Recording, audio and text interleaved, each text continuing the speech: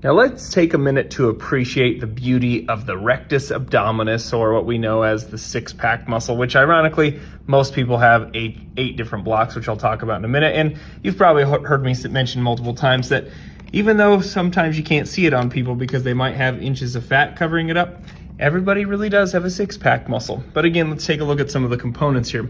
Here we have these tendinous intersections or tendinous inscriptions, depending on the anatomy book. And this is what actually separates your rectus abdominis into blocks. And on this one, like I said, most people have 1, 2, 3, 4, 5, 6, 7, 8.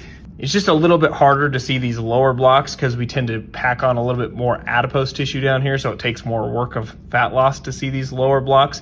And there's also some connective tissues that are a little bit thicker down here, which we'll save for another video. Another component we need to mention is that center line called the linea alba. It just means white line. Now in this particular body, the linea alba is separated a little bit, and this is called diastasis recti, or rectus diastasis. Now this often happens because baby's growing so rapidly underneath that it can separate the two sides of the muscle. But with this particular body, it could have also been because of the immense amount of visceral fat underneath that potentially put pressure and separated those muscles.